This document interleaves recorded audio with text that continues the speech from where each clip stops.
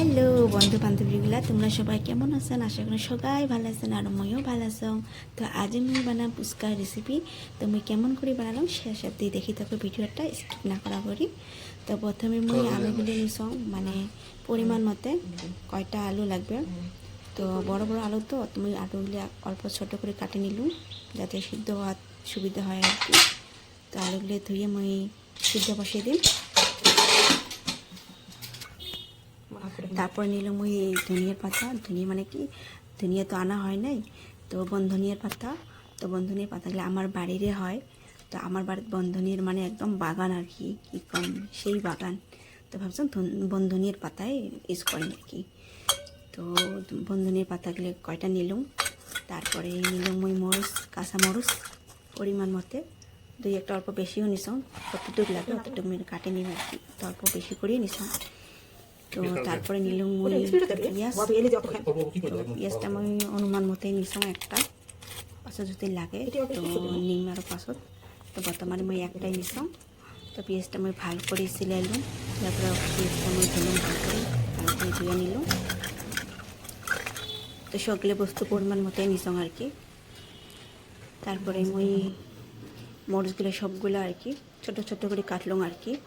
ছোটো ছোটো করে, মানে ছোটো ছোটো করে কাটলে দেখতেও ভাল লাগে আর আলু দিয়ে ছাড়লেও মানে ভাল লাগে। ওই জন্য আমি মরিচগুলো আমি একদম ছোটো ছোটো করে কাটে নিলাম।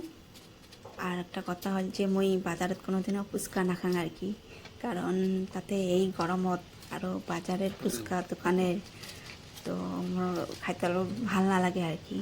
তো ওই জন্য ভাবলাম নিজেই ফুচকা আর কি বাড়িতে বানাই আর কি, ট্রাই করি বানাই খাম, নিজে বানাই খাম আর কি। এমনি পাপড়ি চাট খাং আর কি, পাপড়ি চাট নাখোৱা নহয়, পাপড়ি চাট খাং তাও অত নাখাং আর কি, দোকান দেখি খাং আর কি, কার দোকানত মানে অল্প ভাল। তো এমন করে নাখাং আর দোকানত মাঝে সাঝে আর পাপড়ি চাটটা খাওয়া হয়। তো এলা নিলাম মই ধনিয়া পাতাগুলো ছোটো ছোটো করে কাটে নিলাম। তারপরে নিলাম মই এলা পেঁয়াজগুলো। তো পেঁয়াজগুলো অল্প ছোটো ছোটো করে মই এলা কাটে নিই। আর পিসগুলো বেশি করে ছোটো করে কাটলে বেশি ভাল লাগে আর কি। আর সানার দিলে আর কি মানে ভাল লাগে, দেখতেও ভাল লাগে, খেতেও ভাল লাগে। তো বেশি বড় বড় করে দিলে মানে ফির অতটা ভাল না লাগে আর কি দেখতে। তো সুন্দর তো দেখা লাগবে না, অল্প মানে যাতে ভাল দেখা যায় আর কি খাইতে। তো সবগুলো ছোটো ছোটো করে কাটে নিছিলাম। তারপরে এই প্যাকেট আমি ফুচকাগুলো ভাজায় স্টার্ট করলাম। তো ফুচকাগুলো আমি পরিমাণ মতো নিছিলাম, মানে কতগুলো খামো আর কি ওই হিসেবে নিছিলাম। তো ফুচকাগুলো দেখলাম কি যে কতগুলো বেশি করে ফুলছে, কতগুলো খোলেই নাই। তো হয় এমন আর কি, কতগুলো ফলে কতগুলো না ফলে, তারপরে চলবে আরও। তো আমি ফুচকাগুলো এলা ভালো করে ভাজি নিছাম। তো আলুগুলো যেগুলো আমি সিদ্ধ দিয়ে রাখছাম, তো ওগুলো আমি অল্প জুড়ি দিছাম, সিদ্ধ হয়েছে মানে অল্প জুড়ি দিছাম, মানে জুড়ি মানে ছাড়লে অল্প সুবিধা হয়। তো এগুলো আলুগুলো এলা আমি ভালো করে ড্রাই করে ধুইয়া তারপরে সিলি নিম। তারপরে সিলি টিলি নিছাম এলা মই আলুগুলো। তো এলা তো ঠান্ডা হয়ে গেছে আলুগুলো। তো এলা মই আলুগুলো সানি নিলাম, মানে ভালো করে সানিম। আর সিদ্ধ মোটামুটি ভালোই হয়েছে, না হওয়া নয়, 10-12টা হুইসেল দেওয়া হয়েছে আর প্রেশারত, তো সিদ্ধ তো হবেই। তো আলুগুলো ভালো করে সানি নিলাম। তারপর জন্য আমি পেঁয়াজ টেস্টগুলো ছোটো ছোটো করে কাটি নিয়েছিলাম, পেঁয়াজ, মরিচ, ধনিয়ার পাতা।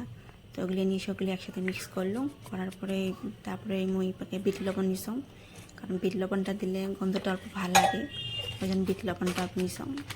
তারপরে মরিচের গুঁড়ে, কারণ এমনি তো কাঁচা মরিচ তো নিছামে, তো মরিচের গুঁড়োর দেওয়াটার কারণ হল যে রঙটা যাতে ভালো দেখা যায় ওই জন্যে আর কি।